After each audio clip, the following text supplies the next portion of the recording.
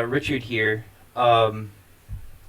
Today is my birthday, actually, and instead of doing something sensible like getting drunk at a bar or having fun at a party, neither of those things actually interest me in any context. I'm going to do a video, and it's probably one of the most important videos I'm going to post on the channel. The video is the results of a research project that I have been doing for some time. Uh, ah,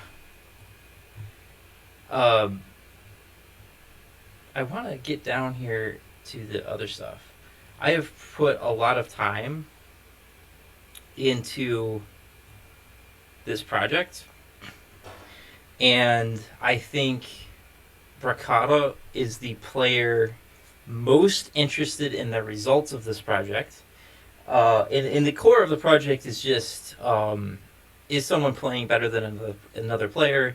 Is there Are there trends to what we're seeing over time as we play scenarios? And it's related to this variable we call core value.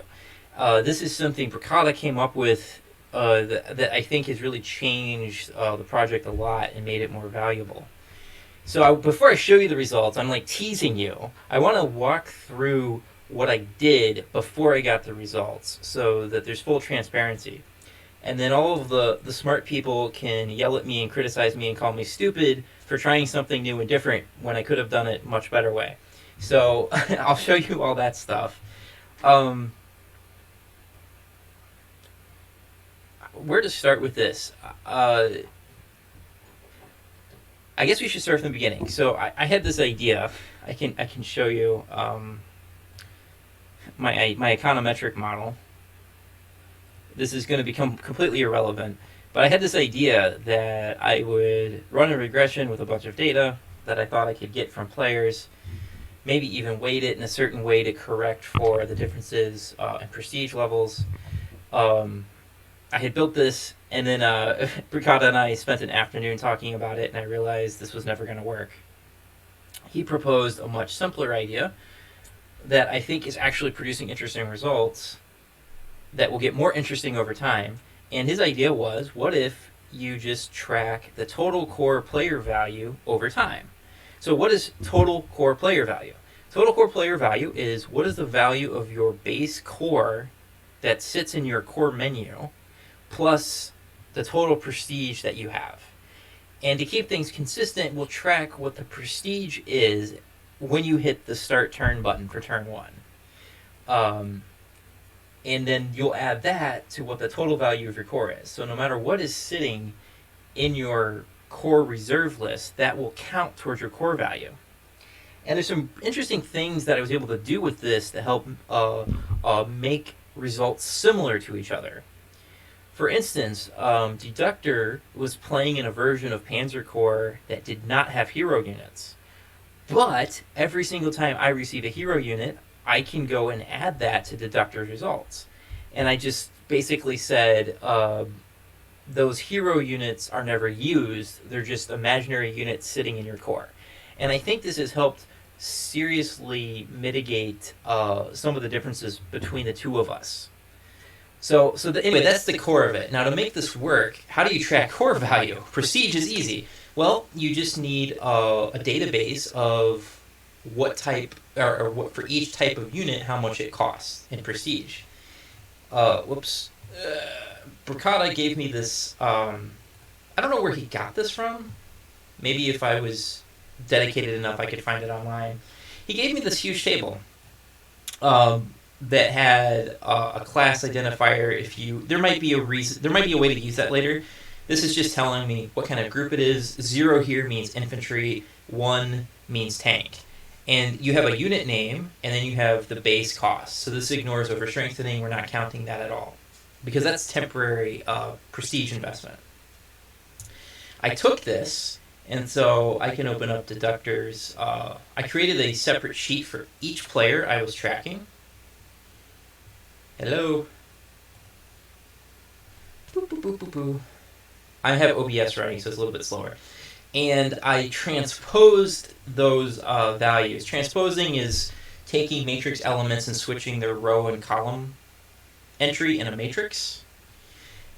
For linear algebra people. So I transposed it up here. And so now I can put the scenario names all the way down, and then I can put something in here called core value. And then base prestige is just how much prestige do I have when I hit the turn 1 button. And then total player value, which is what we're interested in, is simply adding column B to column C for every scenario. And what I did, if you look at Poznan, I just count up every unit that's a core unit. I ignore auxiliary units. And I put a number in every cell that has a non-zero value. So we know we have one mountain unit at Poznan, and then I did this for every single instance. So there's 2 Weimar infantry, and so on. And I just entered that manually. I don't think there's a good way to do it not manually. That's part of the reason why this project's taking so long. And you have 2 Panzer Is, right? So I just put a number in there, and then this database has trucks as well, which is very important for tracking value. And if you go to the cell, boop, boop, boop, I did a sum product, which just took what this value was times this entry, and it summed all the way across. Starting at E5, all the way to HQ5. And that tells me that the prestige value of the core was 2340, and Deductor had 250 base prestige at Poznan. He was playing a different version. That's why it was 250 instead of 400. And you can see when you add these 2 numbers, you get 2590.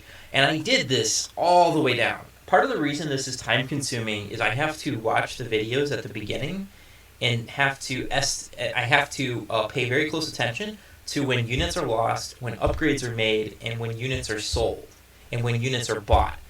And there's all these different versions of units, and I have to track all that. So if I were to just scroll into the middle here and scroll over, you can see that there are changes in the counts over time. I have to track all that. Some of the numbers increase, and some of the numbers decrease, and some of these items disappear. And I also had to track capturable units that people were keeping in their core slots. I didn't have to worry about that for me because I always sell them, but Deductor and Idleclace were pretty bad about this, and they didn't always sell them. So you can see we got pretty much every unit in here. And I scroll over, and I got all of the stuff. So I have 4 different sheets, one for Deductor, one for me, one for Bracada, and one for Idleclace. And I did this for everybody.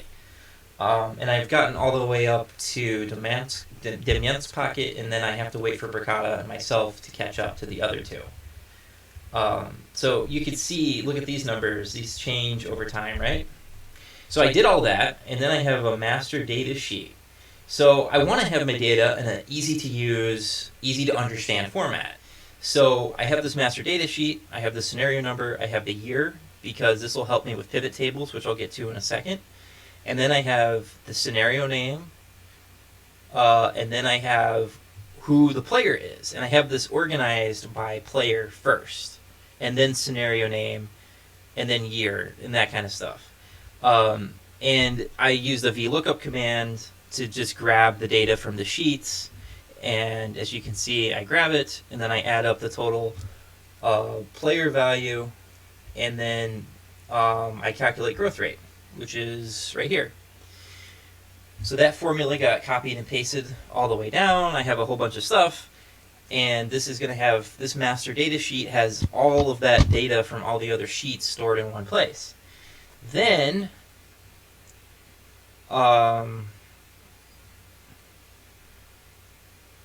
I don't want to show you, well, it doesn't matter. I can show it to you in any order. Okay, so I have I created a pivot table down here that's about prestige growth rate for everybody. Just waiting for my computer to please load it. Pretty please. With OBS running, it super slows my computer down. Why did it freeze?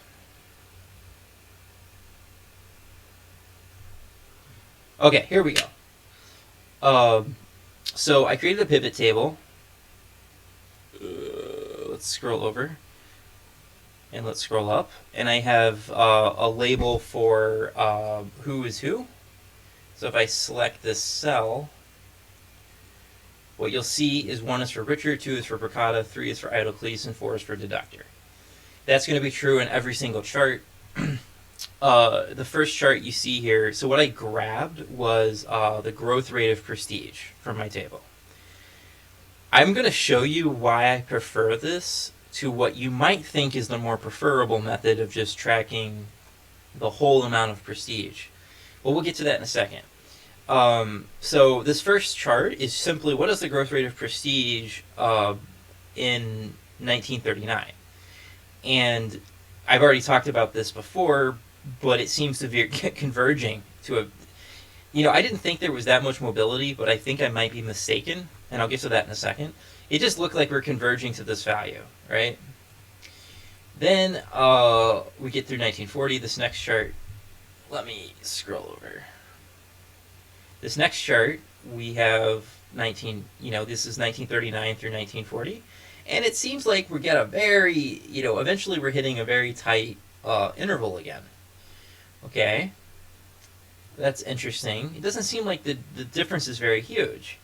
Then this is a special chart. So this is the growth rate from 1939 to 1941. And I truncated the chart by getting rid of the first 3 scenarios.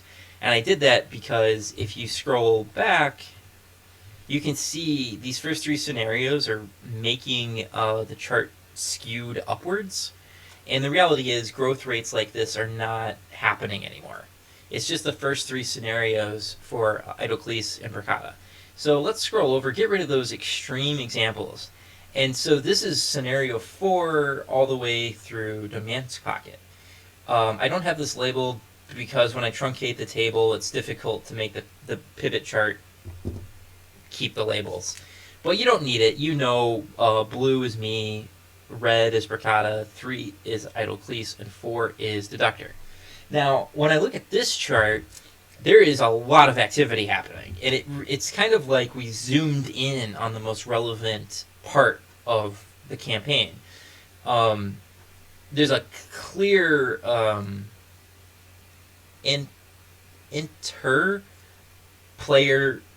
differences. And, even intra-player differences. There's spikes all over the place. It seems like it's sometimes in opposite directions.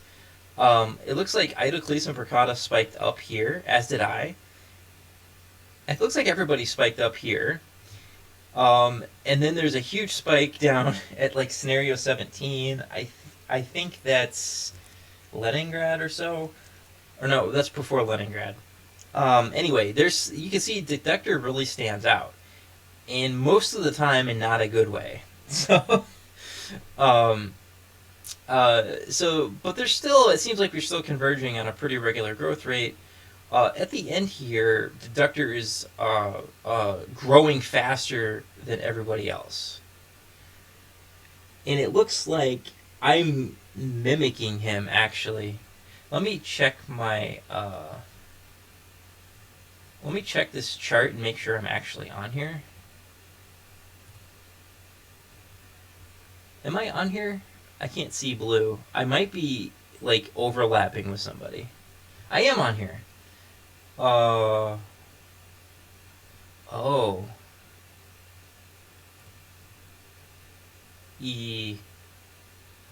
Hang on.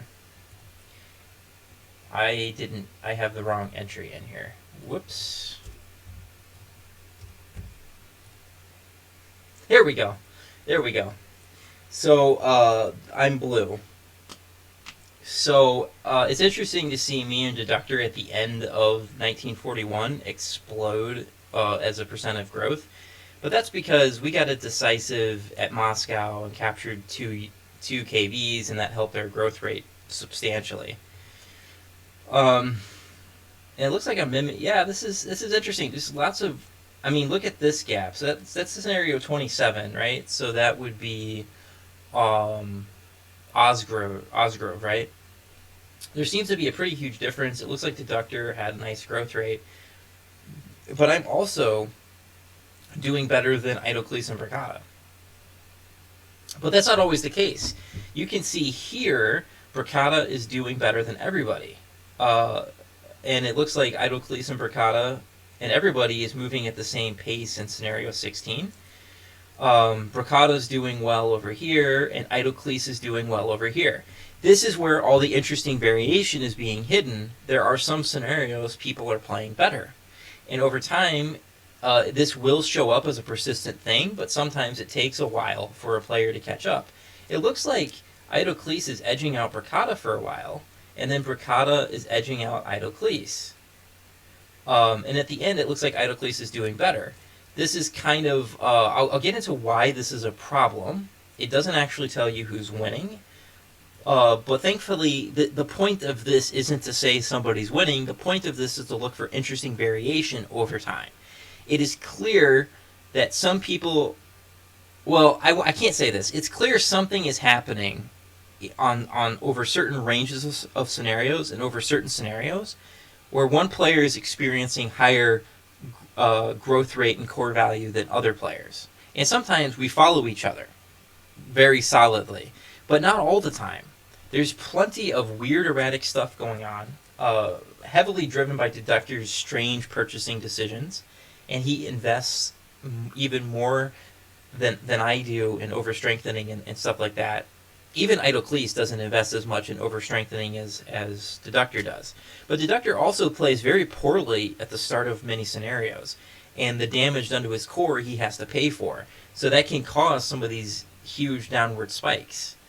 So I think that's cool to point out. If we scroll to the end of the table,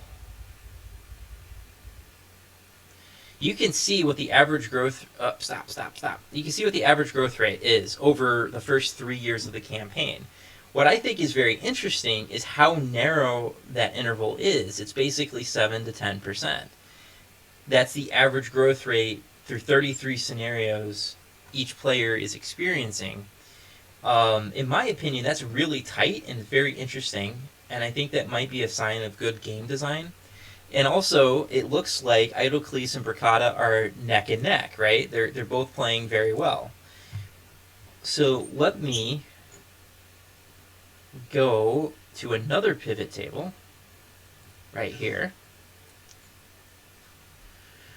This is total core value. So some of you probably been asking yourselves, well, why are you so focused on the growth rate? Isn't all the action in the total core value? Well, if you're interested in who's objectively playing better, then yes. But if you're interested in other things, I don't know if there's a lot of information here that's super useful. But what you can see is that Bricata and Idocles are very tight. In this interval here, Bricata is outperforming. And then it's tight again. Bricata is barely outperforming. This is total core value. And then Bricata outperforms a little bit. Or no, Idocles outperforms over this range.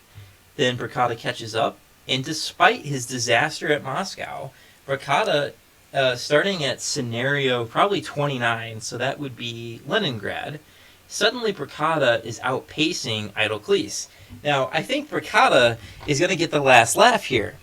Because, you look at some of the weird things he's doing in the Grand Campaign. He's been pulling some stunts, okay? And he didn't actually do regular replacements with his units at Moscow. And he's doing some other things where he's not overstrengthening as much. And you can see that his total core value is actually getting higher, and it's getting higher at an increasing rate at the end of 1941. That could be evidence, as shocking as this sounds, that could be evidence that you are lowering your total core value by putting too much emphasis on overstrengthening and elite replacements. That is crazy stuff. I think that would go against everyone's intuition and practice.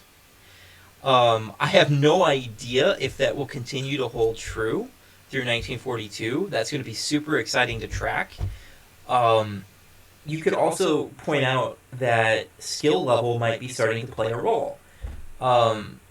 I will point out that Bricada's playing blind, Idleclease was not playing blind, and Bricada is keeping up or outperforming Idleclease most of the time. Now, I would point out that the biggest differences between them, besides blind versus not blind, is I think Bricada is putting more of an emphasis on strategy. I think strategy does more to distinguish good players from great players than tactics do. And I'm sure Deductor is getting an aneurysm right now listening to that. But let me show you the next chart.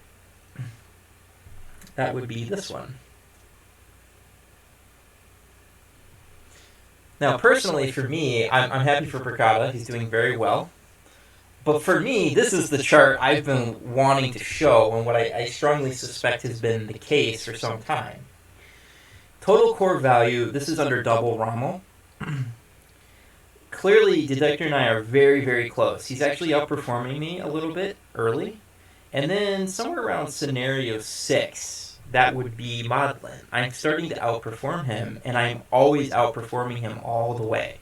And keep in mind, I'm paying a lot more money for my units than he is. And it's not until 1942 that even gets corrected. So that's just something to think about. Despite me paying more money, especially on the artillery, look at what is happening. I mean, the gap between us is getting bigger and bigger up to this point. This is scenario 26, which would have been Minsk. And then you have Smolensk. So he's kind of catching up to me, and then the gap starting at Ostrov probably is starting to get bigger, right? Well, there seems to be a jump, and then we're parallel to each other, and then there's a gap here. That would be scenario 31, which would be Vyazma. I outperformed him here, but that's because I'm not using garbage units. He still has like a Panzer 1 in his core. It's hilarious. And then you can see he's suddenly doing very well here at the end, but so am I. We have almost parallel slope here, right? But the point is there's a very large gap between us, and the gap could potentially increase more, but I'm not so sure about that. I've just put up my White Bisque playthrough, and it is the most freaked out I've ever been playing Panzer Corps. It's scary, and I am really wondering what's going to happen to my core in 1942. I don't know if I can continue increasing my core value like this, but we'll see. I know Deductor is basically stagnant in 1942, so if I do better than stagnant, I'm going to continue to outpace him. And I like to show this because there's a couple of things Deductor would probably be surprised by. I do spend a lot of time on tactics, but my tactical focus is different. I've gone over this in my Panzer Corps rules. I spend much more time talking about positional tactics than the execution of the tactic. And that's not even the biggest difference between me and Deductor. I spend a lot more time thinking about where to put units in a strategic global perspective. And I think Bricada does this, but he doesn't do this as much as I do. Partly because he doesn't want to spend 4.5 hours playing a scenario. He's doing live streams. His audience does not have the attention span for 4.5 hour scenarios. And the other thing is, my stamina is probably higher than other players because I have so much experience playing chess and playing 6-hour games. You learn to build up your mental stamina for that. But I will point out that I have decided to change that approach because today's my birthday. I'm 32 years old, and I do not have the mental stamina anymore to sit down and record for 4.5 hours. I am making too many mistakes, and even an hour, I've noticed that over an hour, I still make mistakes, but they're fewer. The scenarios are wildly complicated, and I honestly, I don't know how Deductor could do this. Maybe he was a young guy when he posted those videos, and he somehow had the attention span to sit through some of these gigantic scenarios. These scenarios are not getting smaller; they're getting more intense there's more units, there's more risk. His mod has made these modifications to KV tanks and T-34s where they're dangerous, really, really dangerous. And even with very careful play, I'm still getting some damaged units, like some badly damaged units. So you can imagine if you make one mistake, you lose a unit, and that's the point of the mod. That's why Deductor created it. He wanted to put the player in maximum amount of stress. And when he created the mod, he didn't think decisive victories were possible through the whole Grand Campaign, and he wasn't even sure the Grand Campaign could be finished. He didn't finish it himself, I will point out. There's another thing that I noticed. In Vitebsk, he was getting 50 prestige per turn, which tells me he was on Rommel and not double Rommel. I will need to check his Kharkov to see if that's still true. Because if that's still true, that means he's operating under Rommel Prestige, which is going to help him a lot. And if I continue to outpace him and he's still operating at Rommel and I'm at double Rommel, the differences between us get stark. Really stark. There are some addendums I have to make to this. I do have hero units I get to use, and I do use them. Some of them I have sold, but there are some units that are just way too good to sell, and I think it is making a difference on scenarios. The other big difference is I gain prestige from surrenders. He does not. Now, I am not sold that that explains all of the gap. I do include in the core value the hero units. I give those to Deductor for free. It's too difficult to do a conversion on prestige. But I don't believe this gap here is entirely explained by prestige gain from surrenders. It's definitely, if I get the opportunities for surrenders, I take them, but it's not a super high focus part of my play. So I'm not going out of my way all the time to get prestige from surrenders. I personally think, especially if you look at, I wasn't getting that much prestige from surrenders in Poland, you can see I'm starting to outpace him here. I'm also paying more for my units in many cases. I think the difference stems from I don't use elite replacements for quite a while, like maybe Leningrad. I don't even use overstrengthening until Moscow. He uses elite replacements and overstrengthening all the time, and I think it really starts to show its ugly head in 41. And I think the other thing is I've done a better job of preserving my core from damage. So that's just, that's just something I'll point out. But I have the benefit of watching a bunch of other elite players play the game and take those ideas and apply them in my own core, or in my own practice. And of course I throw in my own twist, which is usually these suicidal, irrational frontal assaults that in no way, shape, or form should work. But I can show that, well, maybe they can. You just have to build your core a certain way, and you have to think very carefully about how you're going to approach it. So I'm showing some different stuff. I think there's many scenarios that I have completely outplayed everybody else, at least at a strategic level. Maybe not at a tactical level, but at a strategic level, I have shown superior plans. Maybe those are not the final say, but I certainly think it's better than anything people have shown before. I think some of my more prominent ones, Lods, I think that my method there is vastly, I can confidently say it is vastly superior to any other method.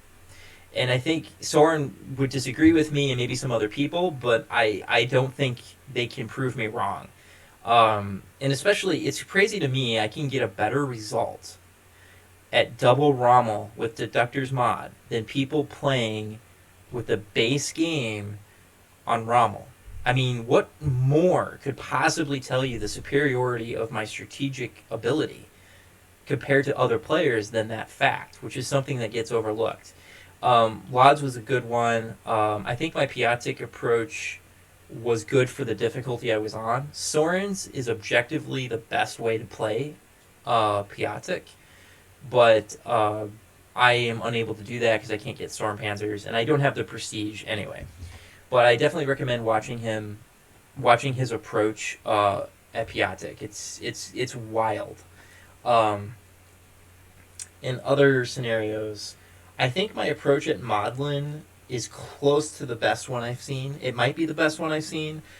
I could have executed it better tactically, but it's still strategically probably the best approach to that map, and I'm very pleased with it. Let's see. I don't think I did anything special at Warsaw. I think Deductor probably had the best Warsaw. I'd have to look at the stats, but I think he had the best Warsaw. So he's a good player to look at for that approach. And then me and Idocles dominated Oslo. I think that my approach there was very good, at least as good as Idocles's. Let's see. My approach at Narvik is not vastly, but it was definitely better than anybody else's approach at Narvik. And if I had been a little bit smarter, I would have taken less damage. I think that my approach at Narvik was better because I abused the hell out of auxiliary units, which is a theme that constantly shows up in my playthroughs. I think my Eben Emil totally crushed and dominated anybody else's approach except for Soren's.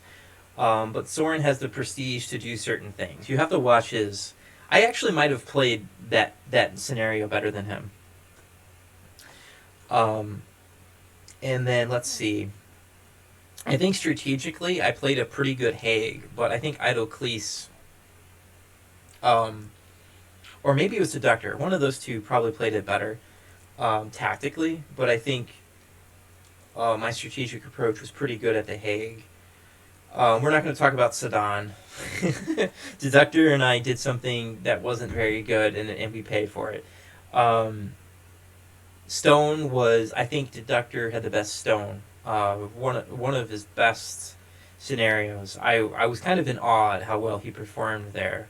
Amiens, I think Idocles did the best there. And then after that, I don't think I was really doing a whole lot better than other players until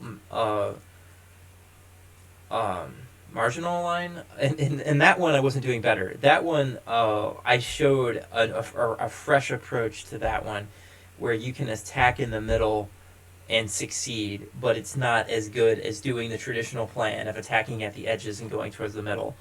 So that one, it was just interesting. Let's see. Belgrade was nothing special. Oh, Crete, or not Crete. Metaxas Line. I think that I showed a much more robust and strong way of playing that scenario. And with a couple of tweaks in force deployment, it would be less risky than what I did. And what I like about it is you can wipe out most of the map and grab, I think, almost all the objectives. And you can easily get the capturable unit. I don't think that my plan for getting the capturable unit on that map was unique, but I haven't seen anyone try it before. And it worked way better than I thought it would. Let's see. Then there was Crete Naval. I think that I played Crete Naval wildly better than Deductor, way better than Bracada, and certainly way better than... Oh, Lieutenant Joker was airborne. I think I played it better than Idocles.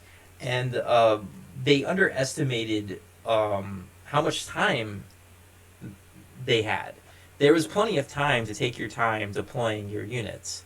And on that scenario, I abused the hell out of my auxiliary units. And it protects my units from damage. And if I had been smarter tactically, I would have taken even less damage. But strategically, my plan on that map, in my opinion, is vastly superior to the plans that I saw from other players. And I think in Deductor's case, he was just bored with the scenario and didn't really want to play it. Minsk, I did okay. Smolensk, I don't feel like... Did I do anything original? Oh, yeah. At Smolensk, I used paratroopers to grab some airfields. That worked out well. It actually worked out really well because I grabbed a couple of airfields and then a city, and then I just flew my paratroopers to wherever the next objective was. That actually let my corps more slowly advance under controlled circumstances and not feel rushed for the final objectives. So I thought that I showed how to use paratroopers to save time on that map. Let's see. After that, my Ostrov was really good, but Deductors might have been slightly better. Uh, and then what's after Ostrov? Uh-oh. I know it's one of those Leningrad scenarios. I think I played reasonably well. Everybody did very well on that one. Then Leningrad.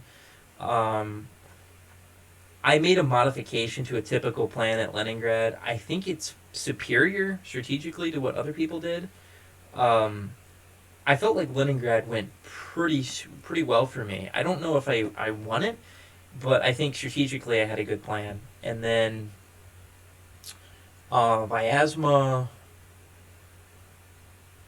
I think I executed the paratrooper plan, and I think only Idocles did that.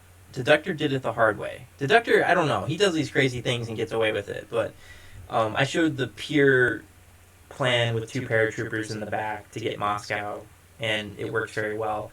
And then Streets of Moscow, I think I showed a superior plan, and it could actually be made slightly better now that I know how the AI will react. I think that my approach of attacking the Kremlin right away is better than waiting to attack the Kremlin later from behind. I showed that assuming you have reasonable weather, that you can overwhelm the Kremlin surprisingly fast. In fact, I took like 5 of the 8 major objectives by 11 turns. No, I took 6 of 8 of the major objectives by 11 turns. Nobody has ever done that before. Now, I was helped by having 5 of my first 6 turns with clear weather, but, I think it would have been possible with even cloudy weather. If you get too much snow, then it's tricky. And I also wiped the whole map in 22 turns, which has never been done before, as far as I know. And then there was Demyansk. I think I had the most dominant performance of Demyansk Pocket so far. It basically took something I learned from Deductor, and I combined that with an experiment I had done like a year ago at Demyansk Pocket. And I combined those 2 plans, and I ended up wiping out all the objectives in the west and destroying every unit in the west. And I think there was only 17 units left in the end. So I took all but 2 objectives. So I think that was total domination by me. And I did a very good job of showing how to use auxiliary units to the max. I had very few auxiliary units left, and those that I had left were at 2 or 3 strength. That's something that other players don't do very well. I can confidently state other players would get better outcomes if they approach their auxiliary units like Stalin. They are there to be used and abused and sacrificed for the smallest need. I will throw out a unit to protect 1 point of damage on my core. And if you have been watching my videos, you can see the brutal nature of how I treat my auxiliary units, and it's saving me a lot of damage to my core, which is helping me grow more than would normally be the case. And then I just uploaded Vitebusk. I will point out that Deductor ended his in 13 turns. So not even Deductor had the balls to play beyond 13 turns on that scenario. I played 17 turns. I probably could have played all 19 if I had not given up a major city objective. I didn't realize the enemy was going to spawn on the 17th turn, KV-41s, right in my face. In retrospect, if I could do it again, I would make sure to hold on to that city. But I don't know if I want to hold on to that city because that would have meant damage to my core units. So it's iffy. It's iffy either way. But that's the Vitebusk scenario is the scenario where I aged a year. And I'm glad that I set a timer for an hour because the units are hard hitting. It's too difficult. It's way too difficult to rush through. I have no idea how Idoclese. Oh, I know how. Idoclese is playing with the base game, so the units are hard hitting, but like not Chuck Norris level hard hitting. Because basically, if I see a KV or a T-34, it's like getting hit in the nuts with a steel bat again and again. So when I play in the scenarios, when I'm playing now in these scenarios, I want to use Rudel, my 288 guns, and if I get a capturable T-34, that unit to absorb blows. If I can't do that, then I have to start setting up ambushes. And if I can't do that, then I need to get tanks enticed into close terrain. And if I can't do that, then I need to back up my tanks with double artillery. I need to basically avoid direct combat. So Kharkov is next. I am really nervous. I have no idea how in the hell I can deal with 2-star T-34s. I'm gonna have to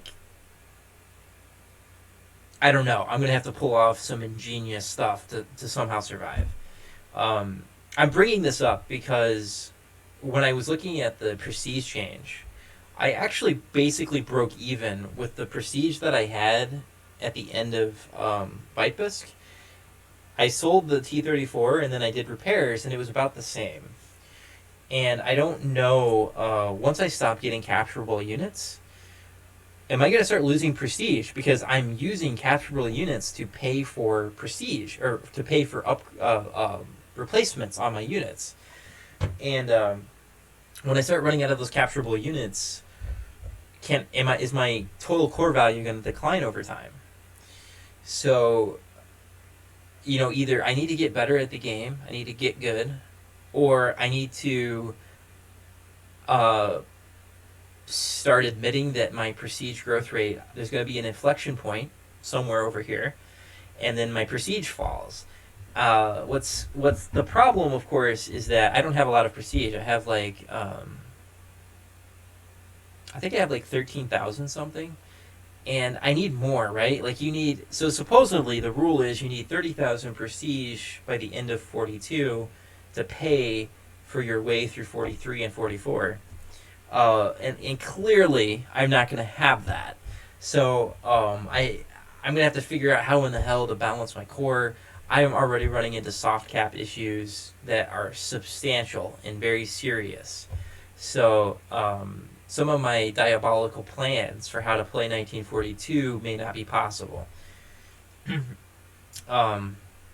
So that's a bunch of stuff going through my mind, but at least for now, through the easy war years, I'm holding my own and doing better than Deductor.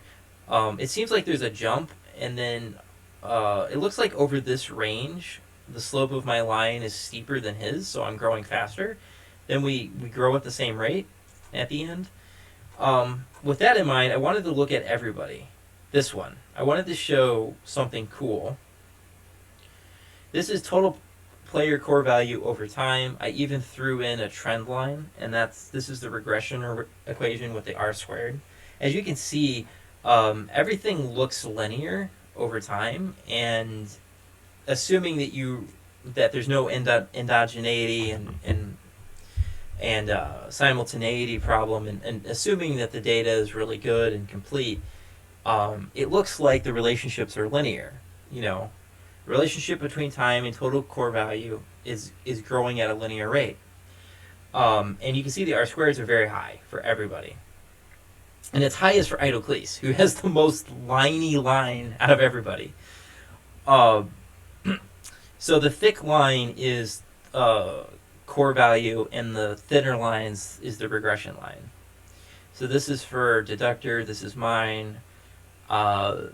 The red one goes with Bricata, and this orangish one goes with Idoclese. So when you see it all together, what I think is cool to look at is how are you doing compared to your trend line, right? So I'm player 1. You can see that it looks like I'm a little bit below my trend line, but at least I'm keeping pace with it. And then it looks like I've surged beyond my trend line. Like suddenly I'm getting good at the game. And if you look at Deductor's trend line, which goes right here, he's above it, and then he's below it, and then he's writing it, and then he's below it. So something happened around scenario 18, which would be Minsk or Smolensk. Something from here all the way to 27. Oh, no, wait. Sorry. Scenario 18 would have been Amiens. Right. I'm having a brain fart. 22, 21, 20, 19, 18. It would have been Amiens. Amiens, he struggled. I remember that. And it seems like he never recovered. He's always below all the way up through scenario 27. So that would have been Minsk or Smolensk. And then at Osgrove, it looks like he's above his trend line. This orange, which goes right here, Idocles is kind of below his trend line for a very long time, and then right around here, he's above it. And then if you look at Bricata, he's below his trend line, sometimes peaking above it, and then at the end, he's over it. So it'd be kind of curious to see what is happening over time in 1942. And it's also interesting to me at, Deductor's total core value is around 20,000. Mine is, what is that, 26, maybe pushing 27. And Bricata and Idocles are like 35 to 37,000. It seems like if you look at the line, it looks like their growth rate is greater than ours. Or no, not their growth rate. Their total core value is increasing at a rate greater than ours. And I have a steeper slope as well. And Deductor is lower than everybody else. And I think Bricata overall, as you can see, his trend line's just slightly, it's parallel. His trend line is parallel to Idocles, so they're both increasing core value at about the same slope. But Bricata is just a little bit outplaying Idocles. And it's more impressive when you realize he's playing with an historic core and he's playing blind. So the two best players, as far as I know, in the Grand Campaign are Bricata and Deductor. Deductor's doing some crazy things with his playthrough where he doesn't have these hero units, but I think he's seriously hampered by a lack of strategic focus, and Bricata is not, and so it's helping him. And I'm hoping that as the scenarios go on, he starts to realize the value of continuing to keep the strategic focus high. So there's the results with everybody. Bricata is winning. I mean, he's beating Idocles. I am beating Deductor with a fudge factor there. Some of this is, maybe half of this is prestige from surrenders. But even if 3/4 of the difference is prestige from surrenders, I'm still outperforming Deductor. And he's an elite player. And I just want to point out that my tactics are not superior. Or I should say my tactical tactics are not superior to Deductor's. I'm just putting a focus on strategy. I think one of the things I wanted to conclude with playing Panzer Corps, what really separates out players is not their tactical knowledge. How many of these maps have you seen me play where the focus on strategy is giving me a better outcome than tactics? Now, I do put a lot of focus on positional tactics, but I'm trying to do that in a global context. So I try to position my units that help meet a local need while meeting the global need at the same time. Am I always doing this well? No. Have I perfected this? Not even close. But imagine if someone like Bricata or Goose took these kinds of ideas and they started implementing them in their play, you would see such fantastic high-level Panzer Corps videos. Imagine Deductor actually putting some serious thought into strategy instead of always focusing on immediate tactical needs. I mean, he's very skilled as a player. And I think he kind of hampered himself way too much with his approach in his playthrough. So that's a conclusion, and I think you can at least see through the first 3 years of the war, I think that I'm right, that strategy matters more at the highest level than tactics. But that makes sense to me because everybody can learn tactics to a certain extent, right? Even a beginner with enough time and enough coaching from the right Panzer Corps player can learn tactics well enough. Strategy is a lot harder, and it makes your brain work in different ways, and a lot of people find it exhausting. So most of them don't want to do that. And I'm curious to see how this develops over 1942. I hope Ricotta doesn't take too long of a break because I am interested in seeing him suffer. That makes me very... I want to see that. I hope Soren comes back because right now he's only got the first 3 years. But his approach to these maps are awe-inspiring. So I hope that he comes back. I'm hoping I can convince him to help me figure out what he was doing with his core, because I would love to add him to the data set. Okay, that's all I have to say. This is my birthday report. And I think I've shown the whole process about how I did this. If you have any thoughts on how I can do this better or other types of data I can gather from every player, let me know. If you think there's a way to improve the presentation, or if there's a theoretical idea I haven't considered, let me know. And if you have any other comments, let me know. So that's all I have to say. Richard out.